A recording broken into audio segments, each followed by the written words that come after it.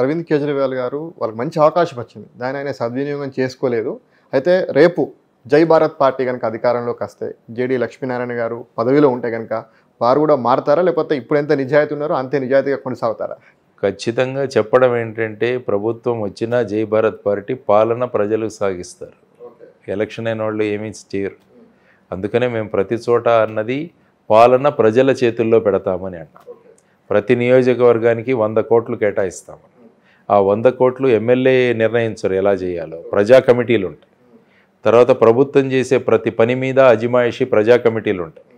కాబట్టి ఎక్కడా కూడా మేము సేవకులుగా మేము పని చేస్తాం తప్ప, ఎందుకంటే మా విధానమే జీరో బడ్జెట్ పాలిటిక్స్.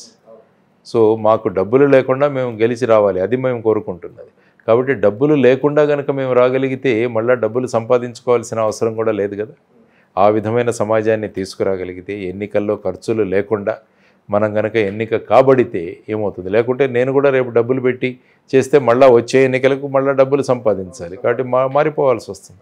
కాబట్టి మన బేసిక్ నిలబడమే, మనం ఆ విధంగా నిలబడి దానికి టైం పట్టినా పర్వాలేదు, కానీ ఆ విధంగా మనం ముందుకు రావాలని అనుకుంటున్న సందర్భంలో ఇక మారాల్సిన అవసరం కూడా ఉండదు. అసలు మారాల్సిన ప్రశ్నే లేదు, మారాల్సిన అవసరం కూడా లేదు. ఈ జీరో బడ్జెట్ పాలిటిక్స్ అనేది సినిమాల్లో సాధ్యమవుతుంది కానీ రియల్గా సాధ్యమవుతుందా? ముఖ్యంగా ఆంధ్రప్రదేశ్లో మీలాంటి మీడియా వాళ్ళు సంకల్పిస్తే అవుతుంది. మీరు డబ్బులు ఖర్చు పెట్టేవాడిని ఏకాకి చేయండి. పాకిస్తాన్ని ఇప్పుడు ఎలాగైతే ఏకాకి చేస్తున్నామో, ఎలక్షన్లో డబ్బులు పెట్టి కులాన్ని మతాన్ని వాడేవాడిని మీరందరూ కూడా వాడి దగ్గరికి వెళ్ళొద్దండి ఇంటర్వ్యూలకి. మీరంతా మీడియా సంకల్పించుకుంటే ఏదైనా సాధ్యం. సో ఆ విధంగా మనము ఆ విధమైన ఒపీనియన్ను క్రియేట్ చేయగలగాలి.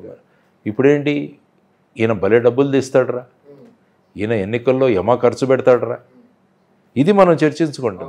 ఒక ఎమ్మెల్యే అంటే డబ్బులు తీసేవాడే మన ఎమ్మెల్యే అన్న ధోరణి మన ఇది కూడా ప్రవేశపెడుతున్నారు. తర్వాత మీడియా కూడా పార్టీల వైజ్గా డివైడ్ అయిపోయింది అన్ఫార్చునేట్లీ. ఈ ఛానల్ అంటే ఈ పార్టీ అని ప్రజలే చెబుతున్నారు. That is insult to media. Journalism principles తీసుకుంటే మనము ఇండిపెండెంట్గా ఉండాలి. ఎవరి సైడు మనం తీసుకోకూడదు. విషయాలను ప్రజల ముందు ఉంచాలి, ప్రజలు నిర్ణయం తీసుకుంటారు. కానీ ఏమైపోతుంది, ఇప్పుడు మీడియా కూడా పార్టీలకు వాళ్ళ దీనిలాగా మోగిస్తుంటే మరి ఏమవుతుందండి? ఎవరు మాట్లాడతారు వీరి గురించి ప్రజల దగ్గర ఆలోచించండి. కాబట్టి మీడియా ప్రభావం చాలా ఉంటుంది. కాబట్టి మీడియా కనుక రోల్ తీసుకోగలిగితే అప్పుడు మార్పు వస్తుంది. కాబట్టి మీడియా చాలా ప్రధానమైన, ప్రజల యొక్క ఆలోచనలను మార్చేది మీడియా, ప్రజలకు అవసరమైనవి అందించేది మీడియా. కాబట్టి కరెక్ట్ ఫ్యాక్ట్స్ కనుక అందించగలిగితే ఏమవుతుందంటే అప్పుడు ప్రజలు సరిగ్గా నిర్ణయం తీసుకుంటారు. కాబట్టి డబ్బులు పెట్టే పాలిటిక్స్కి మేము విరోధం. ఇప్పుడు అంటారు కదా, ఏదో కట్నం తీసుకునేవాడు గాడిదే అని ఒక దాంట్లో వస్తుంటాయి. ఎన్నికల్లో డబ్బులు ఖర్చు పెట్టి ఎన్నికయ్యేవాడు గాడిదనో ఏదో ఒకటి అట్లాంటిది పెట్టండి మీరు రోజు.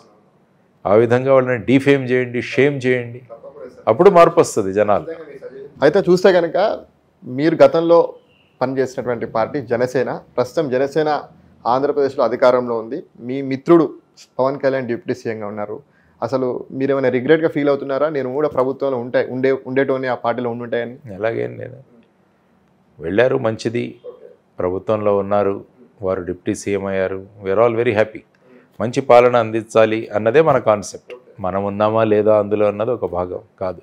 మీరు కనుక అధికారంలో ఉంటే వాళ్ళ జనసేన పార్టీలో ఉంటే కనుక ఇవాళ మీకు ఇష్టమైనటువంటి వ్యవసాయ శాఖ మంత్రి పదవి మీరు చేపట్టే వాళ్ళేమో. లేదు, అధికారంలో లేకున్నా కూడా వ్యవసాయదారులకు మనం పద్ధతి ప్రకటిస్తున్నాం. వ్యవసాయ సిద్ధాంతాలు, వ్యవసాయ ప్రిన్సిపల్స్ని ఈ విధంగా ఉండాలని ప్రభుత్వానికి కూడా మనం చెబుతున్నాం. చూద్దాం, ఎందుకంటే మనం జరుగుతున్నది ఎప్పుడు రిగ్రెట్స్ కాదు, రాబోయే భవిష్యత్తు గురించి ఆలోచిస్తూ ముందుకెళ్ళాలి, వర్తమానంలో జీవించాలన్నది. గతంలో జరిగిపోయిన దాని గురించి మనం అనుకుని బాధపడడం కన్నా వర్తమానంలో ఉంటూ భవిష్యత్తులో మనం ఏ విధంగా ప్రజలకు ఉపయోగపడగలమన్నది మనం ఆలోచించాలి. So there is no regrets, ఎప్పుడు కూడా ఐ నెవర్ రిగ్రెటెడ్. ఓకే, ఓవరాల్గా చెప్పండి, జనసేన అధ్యక్షుడు పవన్ కళ్యాణ్ యొక్క పనితీరు ఉప ముఖ్యమంత్రిగా ఎలా ఉంది? ఆయన చాలా ముఖ్యమైన శాఖలు వారికి ఇవ్వడం జరిగింది. ముఖ్యంగా పంచాయతీరాజ్ అండ్ గ్రామీణాభివృద్ధి, తర్వాత అటవీ శాఖ, ఆ తర్వాత సైన్స్ అండ్ టెక్నాలజీ, సో తర్వాత వచ్చేసి ఈ జలజీవన్ మిషన్ లాగా ఈ గ్రామానికి మనము రూరల్ వాటర్ సప్లై, ఇటువంటి ఇంపార్టెంట్ పోర్ట్ఫోలియోస్ ఆయనకి ఇవ్వడం జరిగింది. ఆ తర్వాత వారి పార్టీకి చెందిన దాంట్లో సివిల్ సప్లైసెస్, టూరిజం, ఇలాంటి ఇంపార్టెంట్ అయినవి ఉన్నాయి. ఆయన ప్రజల్లో కలుస్తున్నారు, వెళుతున్నారు. దుర్గమ ప్రాంతాలైన ఈ ఆదివాసీ ప్రాంతాల్లో కొండ ప్రాంతాల్లో కూడా వెళ్ళి వాళ్ళ సమస్యలను పరిష్కరించడానికి వారు ప్రయత్నిస్తున్నారు. Yes, we should appreciate. డెఫినెట్గా ఆయన ముందుకు వెళుతున్నారు, ఆయన ఆలోచన విధానాన్ని తీసుకువెళుతున్నారు. ఎవరు ఇన్ఫ్లుయెన్స్ తీసుకురాకండి, మా పోస్టింగ్లు వీటిలోని మొన్న ఎక్కడో మాట్లాడారు పంచాయతీరాజ్ డే సందర్భంగా. ఇలాంటి మార్పులు రావాలి. ఉప ముఖ్యమంత్రి పవన్ కళ్యాణ్కి మీరేమైనా ఇంకేదైనా సలహా ఇచ్చేటువంటి అవకాశం ఉందా? ఖచ్చితంగా ఇప్పుడు సోషల్ మీడియా ద్వారా, ట్వీట్స్ ద్వారా, వీటి ద్వారా మనం చెబుతుంటాము ఏదైనా మార్పులు చేర్పులు రావాలని. ముఖ్యంగా నేను వారు ఉప ముఖ్యమంత్రిగా తర్వాత పంచాయతీరాజ్ మంత్రిగా వారు వెళ్ళినప్పుడు నేను కోరుకున్నది ఒకటి, మన 73, 74 రాజ్యాంగ సవరణలు ఏవైతే ఉన్నాయో అధికార వికేంద్రీకరణ, గ్రామ సర్పంచులు ముఖ్యమంత్రుల్లాగా ఉండాలి. వాళ్ళు ఒక్కొక్క గ్రామ పంచాయతీ ఒక ముఖ్యమంత్రి సర్పంచ్ ఆ ధోరణిలో కనుక చేయగలిగితే అధికార వికేంద్రీకరణ జరగాలి. ఆ విధంగా మీరు చర్యలు తీసుకోవాలని వారికి మేము కోరడం జరిగింది. ఆ విధంగా 29 సబ్జెక్టులు ఏవైతే ఉన్నాయో షెడ్యూల్ 7లో, సో ఆ పద్ధతిలో మనం షెడ్యూల్ 11లో ఏదైతే మనం కొత్తగా అమెండ్మెంట్స్ తీసుకొచ్చామో వాటన్నిటిని 29 సబ్జెక్టులు గ్రామ పంచాయతీ నడిపించాలి. గ్రామ పంచాయతీలో ఉన్న హాస్పిటల్స్ కావచ్చు, స్కూల్స్ కావచ్చు, రోడ్స్ కావచ్చు, ఇవన్నీ కూడా గ్రామ పంచాయతీ తీసుకురావాలి. గ్రామ పంచాయతీకి ఫండ్స్ కేటాయించాలి.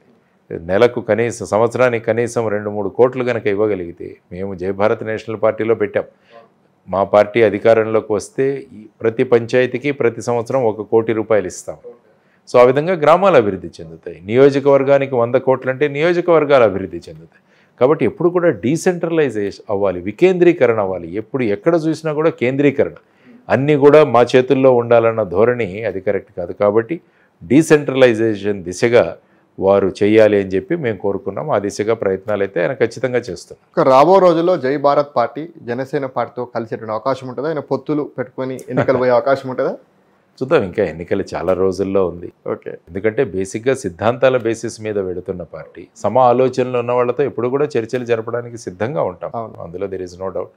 ఫైనల్గా ప్రజా సంక్షేమం, ప్రజల యొక్క శ్రేయస్సు ఇదే కోరుకుంటాం. సో ఆ దిశగా ముందుకు వెళదాం.